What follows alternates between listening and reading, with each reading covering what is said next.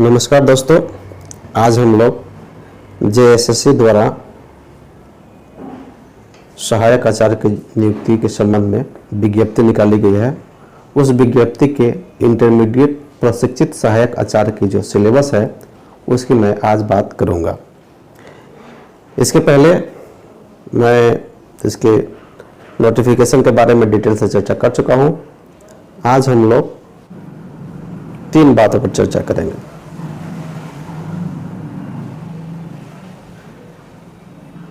पहला बात जो चर्चा करने वाला है वो है कि फॉर्म भरने के पहले क्या करें। यदि हम फॉर्म भर रहे हैं जेएसएससी के सहायक आचार्य की जो फॉर्म है उस यदि आप फॉर्म को भर रहे हैं तो सबसे पहले आप क्या करें। दूसरा बात हम करने वाले हैं कि आप फॉर्म भरते समय कौन कौन विषय को चुनेंगे। यदि आप फॉर्म भर रहे हैं तो आपको कौन कौन से विषय चुनना है इसकी भी आपको ध्यान रखना है। यदि आप यहाँ नहीं समझते हैं तो आपको परेशानी हो सकता है। इसके बाद हम तीसरा बात करेंगे, सिलेबस की बात करेंगे। सिलेबस कौन कौन से सिलेबस हैं, इसमें क्या क्या शामिल किया गया है। इसके बाद हम बात करने वाले हैं बुक की बात करेंगे कि कौन कौन से बुक पढ़े हम, बुक लिस्ट क्या क्या है बारे में। इन 3 चीज़ों को हम आज विस्तार पूर्वक जानने का प्रयास करेंगे। सबसे पहले हम देखते हैं कि फॉर्म भरने के पहले करना क्या है। हमको फॉर्म भरने के पहले करना क्या है, क्या उपाय है, क्या नियम लगाना है, सारी बातों को हम लोग डिटेल से देखने वाले हैं। तो सबसे पहले आप फॉर्म भर रहे हैं तो फॉर्म भरने के पहले आप पढ़ना स्टार्ट कर दीजिए।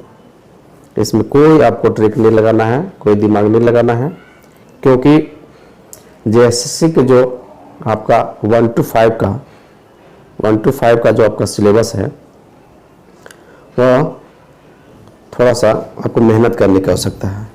सीधे सीधे शब्दों में कहूँ तो आपको बिना पढ़े एग्ज़ाम क्रैक करने वाले आप नहीं हैं। आपको यदि आप एग्जाम क्रैक करना चाहते हैं तो आपको पढ़ना होगा,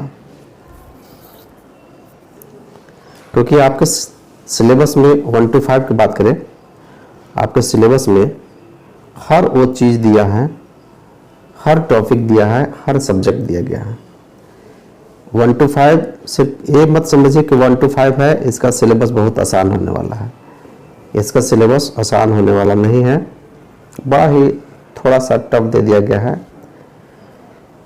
इसमें जेएसएससी अभी वर्तमान समय में 30 जुलाई को जो आकलन परीक्षा लिया था पारा शिक्षक बंधु के, उसका क्वेश्चन आपको देखना चाहिए कि उसका पैटर्न क्या था, कि जेएसएससी ने किस किस प्रकार के क्वेश्चन पूछने वाला है, जेएसएससी द्वारा किस प्रकार के क्वेश्चन पूछा जा सकता है, ये संभावित है। हाँ, इसमें पॉजिटिव बात है, 1-2 बात पॉजिटिव है, उसको आपको ध्यान से सुनना चाहिए।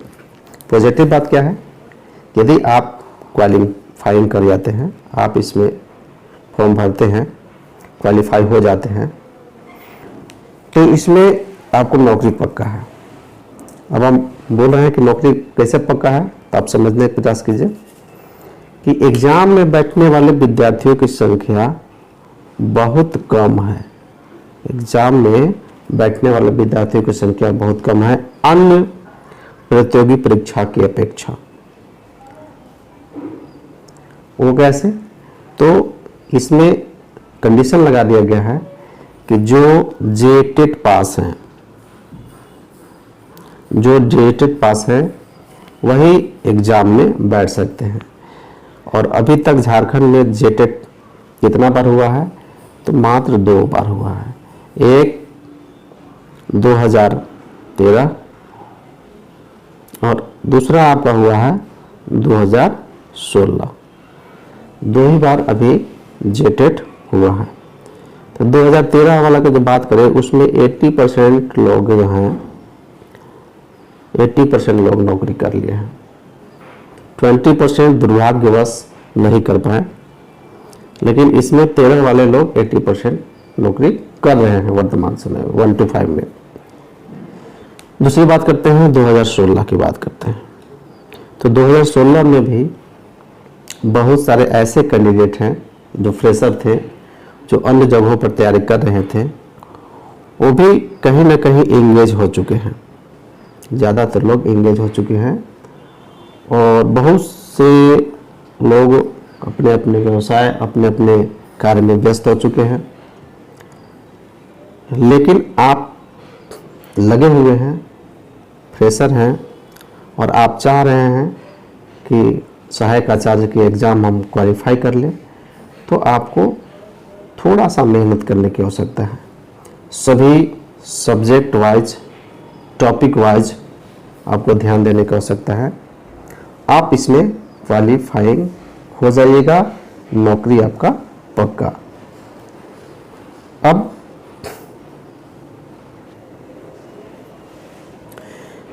अब हम बात करते हैं कि फॉर्म भरते समय कौन कौन से विषय को चुनना है, यानी हमको अब हम बात करते हैं कि फॉर्म भरते समय कौन कौन से विषय को चुनना है। अब टॉपिक 2 को हम कवर करते हैं। तो फॉर्म भरते समय आपको ध्यान देने की आवश्यकता है। ये देखिए, आप ये इंटरमीडिएट प्रशिक्षित सहायक आचार्य का जो सिलेबस दिया है 1 to 5 का जो पाठ्यक्रम है, सिलेबस दिया है इस ये है, और ये इसका जो स्तर होगा 10+2 स्तर होगा, यानी 12वीं क्लास तक इसका क्वेश्चन पूछने का स्तर होगा। अब इसके है, इसमें बहुत सारे सब्जेक्ट दिया हुआ है, आप देख रहे होंगे कि इसमें ऑप्शन में पत्र 1 में बहुत सारे सब्जेक्ट दिया हुआ है और ये 100 नंबर का भी है। लेकिन आपको इसमें क्वालिफाइंग नंबर लाना है। क्वालिफाइंग नंबर मतलब 30 अंक इसमें लाना है। यदि आप 30 अंक पेपर 1 में लाते हैं, तभी आपका जो आगे का जो प्रश्न पत्र है वो जांच किया जाएगा। यदि आप 30 नंबर से कम लाते हैं तो आप आगे का जो प्रश्न पत्र है आपका वो जांच नहीं किया जाएगा। यानी इसमें अनिवार्य रूप से आपको 30 नंबर लाना है। अब बात करते हैं कि इतने सारे जो सब्जेक्ट हैं, हिंदी, अंग्रेजी, संस्थाली, मुंडारी, मुंडा हो, खड़िया, कुरुक, कुरमाली, इन सभी सब्जेक्ट में से नागपुरी, पंचपरगड़िया, बहुत सारे सब्जेक्ट हैं, इन सभी में से कौन सा सब्जेक्ट को सेलेक्ट करें ताकि पत्र 2 में भी वो काम कर दें। तो आप मेरा विचार मानिए, यदि आप हिंदी या अंग्रेजी भाषी हैं, आप हिंदी और अंग्रेजी समझते हैं, तो आप हिंदी या अंग्रेजी को आप चुन सकते हैं। हिंदी अंग्रेजी चुनने से क्या फ़ायदा होगा आपको? यदि आप हिंदी चुनते हैं, हिंदी आप चुनते हैं इस विषय में, तो आपका पत्र 2 जो होने वाला है, जो लोकल लैंग्वेज होगा, वह उसमें भी काम करेगा। कैसे? क्योंकि जितने भी ग्रामर आप पढ़ेंगे, संधि, समास, संज्ञा, सर्वनाम, क्रिया, विशेषण, लुकोक्तियाँ, मुहावरे, पैसेज, जितने भी चीज़ आप हिंदी में पढ़ेंगे वो सब के सब काम करेगा आपका लोकल 2 में, लैंग्वेज 2 में आपका काम करेगा। क्योंकि लैंग्वेज 2 एक ऐसा सब्जेक्ट है जो आपका क्षेत्रीय भाषा होगा। तो क्षेत्रीय भाषा या तो हिंदी से निकला हुआ है या तो इंग्लिश से बना हुआ है, लेकिन ज़्यादातर हिंदी वाला समझते हैं हम लोग भाषा। तो हिंदी, यदि हिंदी ग्रामर आपका पकड़ बन जाएगा, तो आप पेपर 2 में बहुत सारे शब्द को, बहुत सारे प्रश्न को आप आसानी से सॉल्व कर लेंगे। अब पत्र 2 की बात करते हैं। पत्र 2 की बात करते हैं तो पत्र 2 में आप अपने अनुसार जिस भाषा में आप कंफर्टेबल हैं, जो आपका क्षेत्रीय लैंग्वेज है, जिस भाषा में आप बात करते हैं, जिस भाषा को आप आसानी से समझते हैं, यह नहीं कि हम कोई भाषा समझ रहे हैं और ले लिए कुछ दूसरा भाषा, उसमें आपको परेशानी होगी। और इसमें आपको क्वालिफाइंग अंक नहीं लाना है, ये आपका मेरिट अंक बनाएगा। ये 100 अंक के होंगे और 100 अंक के होंगे और 100 प्रश्न होंगे जो 2 घंटा का होगा। ये इस प्रश्न पत्र 2 100 मार्क्स और 100 2 घंटे को होगा। आपको इसमें से जो आप कंफर्टेबल है आप उस विषय को ले सकते हैं। हिंदी, अंग्रेजी, उर्दू, संस्थाली, बंगाली, मुंडारी, हो, खड़िया, कुड़ुक, उराव, कुरमाली, खोटा, नागपुरी, पंचपरगनिया, उड़िया, संस्कृत में से कोई एक भाषा आपको सेलेक्ट कर लेना है।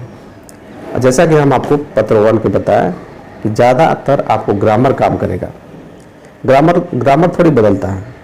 जो आप ग्रामर हिंदी में पढ़ेंगे वो आपका ग्रामर लोकल लैंग्वेज में होगा। सिर्फ अंतर ये रहेगा कि वो आपका लोकल भाषा में रहेगा, तो आप आसानी से समझ जाइएगा। आपका पत्र 1 भी कंप्लीट हो जाएगा, क्वालिफाई होगा, और पत्र 2 में भी आपका काम कर देगा। इस बात को आप हमेशा ध्यान रखते हुए फॉर्म को फिलअप करेंगे। अब बात करते हैं पत्र 3 के।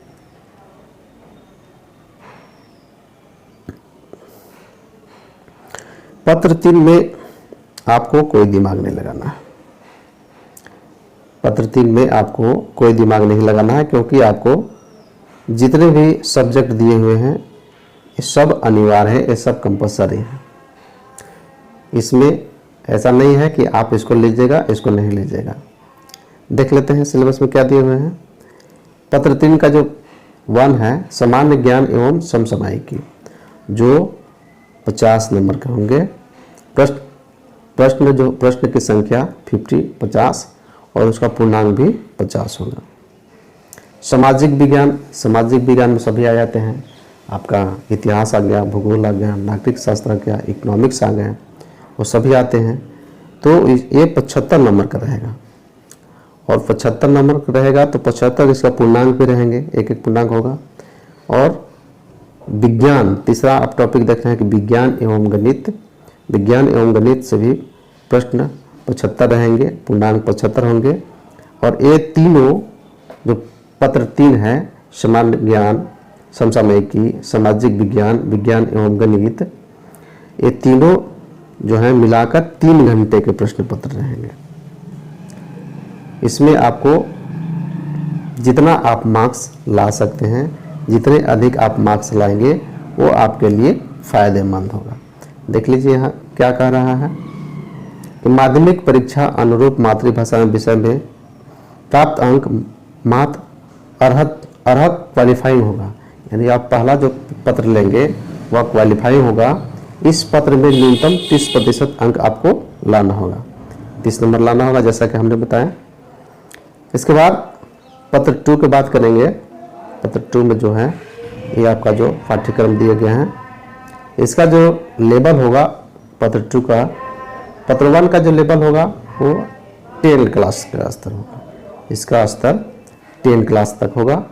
पत्र 1 जो आपको एक सब्जेक्ट चुनना है जिसमें क्वालिफाइंग करना है वो 10वीं स्तर तक होगा, 10th स्तर तक। पत्र 2 की बात करें तो उसका आपका 10+12 स्तर, 10+2 यानी 12वीं स्तर का होगा।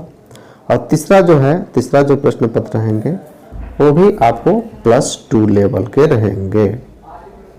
तो आप सिलेबस के देख सकते हैं कि सिलेबस ये कह सकते हैं कि बहुत आसान भी नहीं है और पढ़ने वाले बच्चों के लिए बहुत कठिन भी नहीं है, लेकिन आपको मेहनत करना होगा। सिलेबस को डिटेल पूर्वक हम देखते हैं क्या क्या है, इसका डिटेल देखते हैं।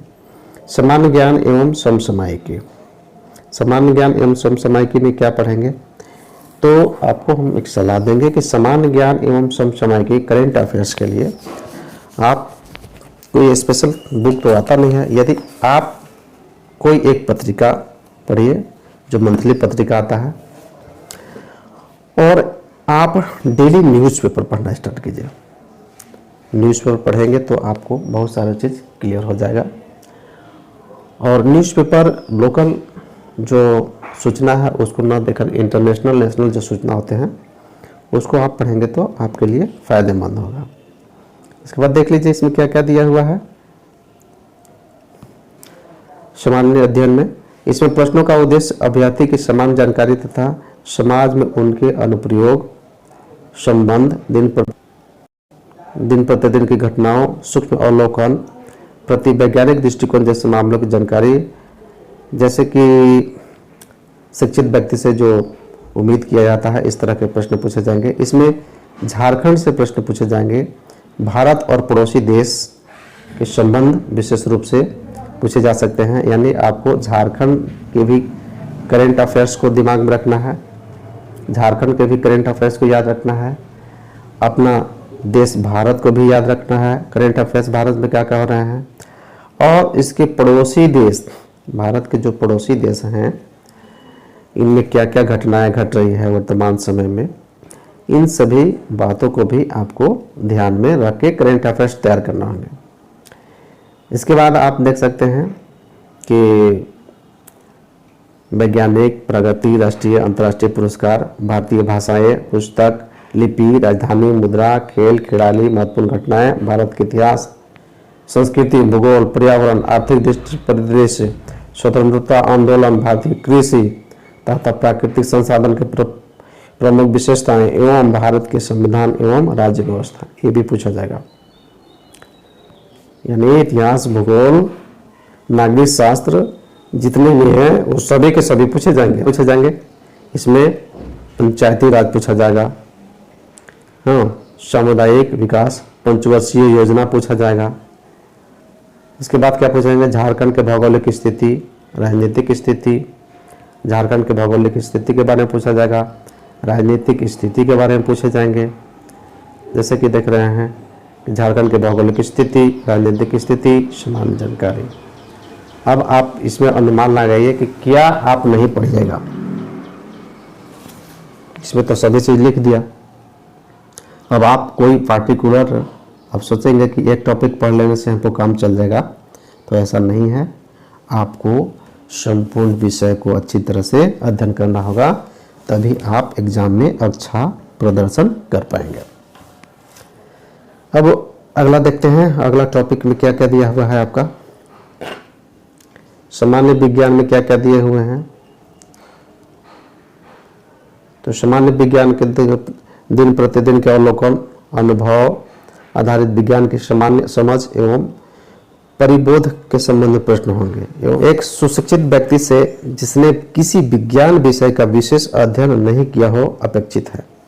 मतलब आपको सामान्य विज्ञान पूछे जाएंगे, जो दिन प्रतिदिन के जो हम लोग हमारे दैनिक जीवन में विज्ञान का प्रयोग होता है, हमारे शरीर से जो अंग हैं उन सभी के बारे में, शरीर के फंक्शन के बारे में, वातावरण में जो विज्ञान देख रहे हैं, क्लाइमेट देख रहे हैं, उन सभी से प्रश्न पूछे जाएंगे।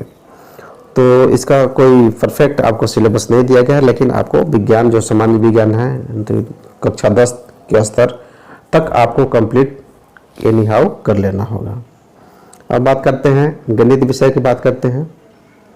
तो गणित इस विषय में सामान्य अंक, प्राथमिक बीजगणित, ज्यामितीय, सामान्य त्रिकोणमिति से संबंधित प्रश्न होंगे। सामान्यतः इसमें मैट्रिक और 10वीं कक्षा स्तर के प्रश्न होंगे। यानी गणित और विज्ञान आप 10वीं तक आप कंप्लीट कर लेते हैं, जो सामान्य चीज है, और तो आपका ठीक है, आपको 10वीं तक कंप्लीट करना होगा। आगे हम बताएंगे उसके लिए कौन कौन से बुक हैं, क्या है। इसके बाद आप देख सकते हैं मानसिक क्षमता, यानी आपको रीजनिंग भी इसमें पढ़ा दिया गया है।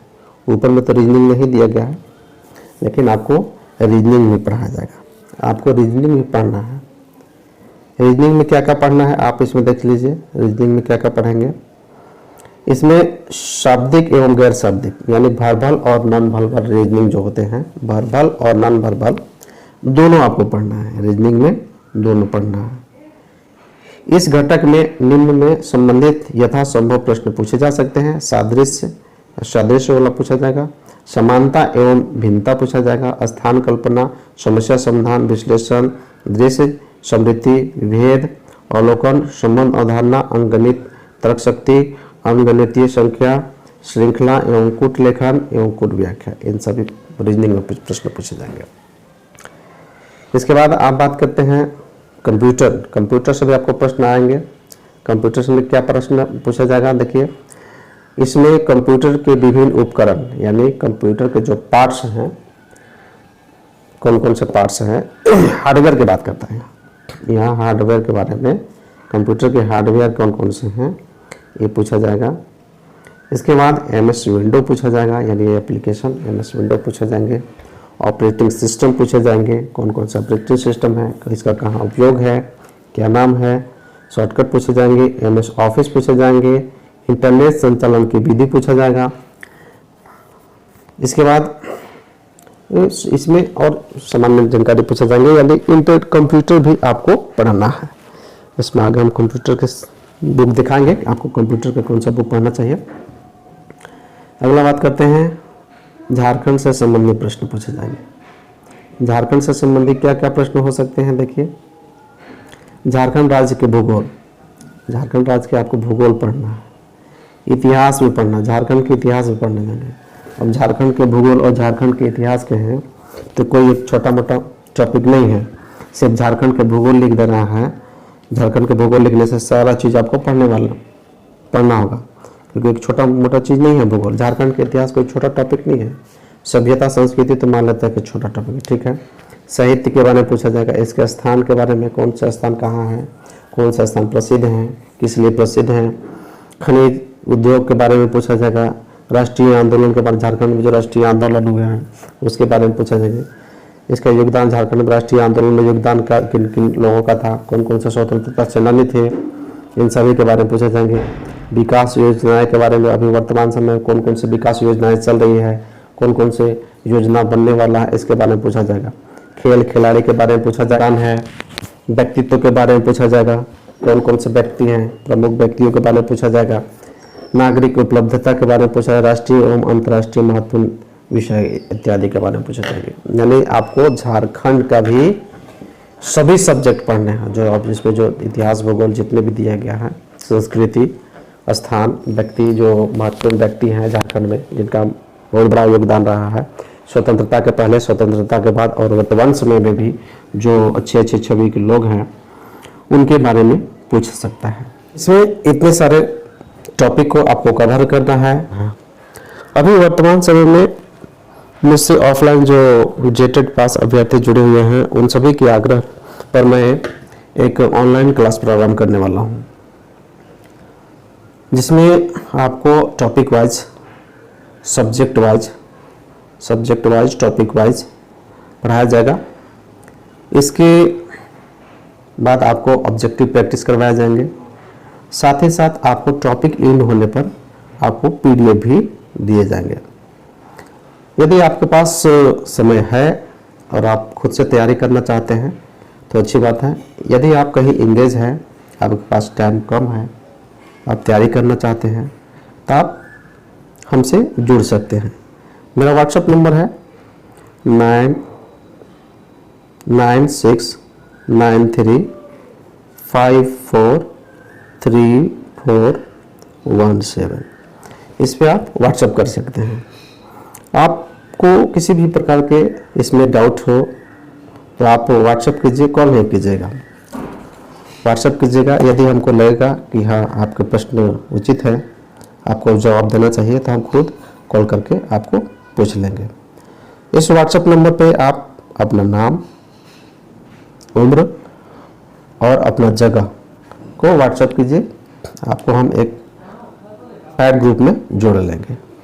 आपको मात्र 1000 रुपया, 1000 रुपीज़ आपको फैड करना होगा। 1000 में आपको 1 to 5 के जितने भी सिलेबस हैं लगभग 80% सिलेबस को कंप्लीट करवा दिया जाएगा। अब आप पूछ सकते हैं कि 80% सिलेबस ही क्यों कंप्लीट करवाइएगा, 100% क्यों नहीं कंप्लीट करवाइएगा। तो आपको बहुत सारे ऐसे टॉपिक हैं जो आपको सेल्फ कुछ न कुछ आपको टॉपिक पढ़ना होगा।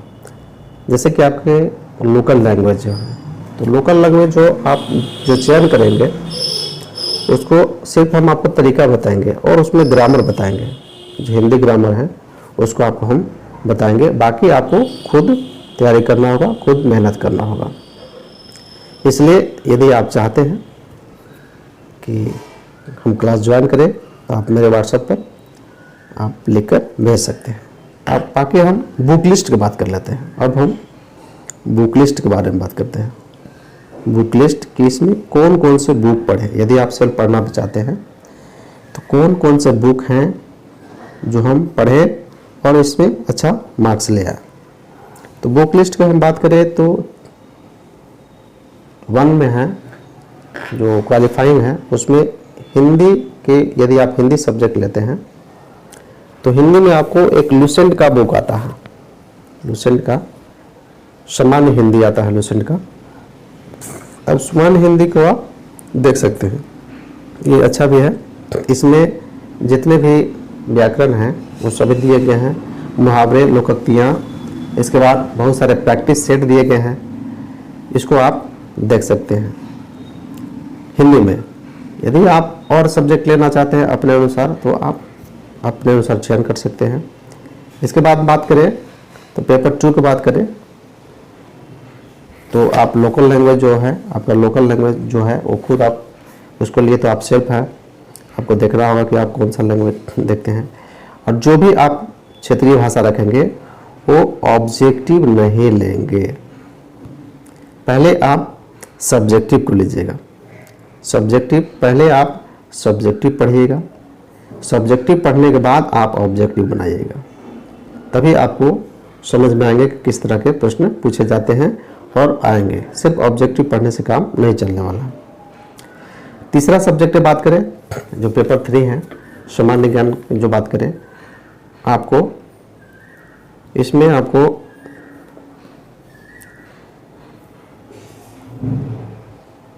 हिस्ट्री आप एनसीईआरटी सार पढ़िए। आप ऐसे चाहें तो 6 to 12 आप पढ़ सकते हैं एनसीईआरटी, लेकिन वो उससे पढ़ने से अच्छा है कि आप एनसीईआरटी सार पढ़िए।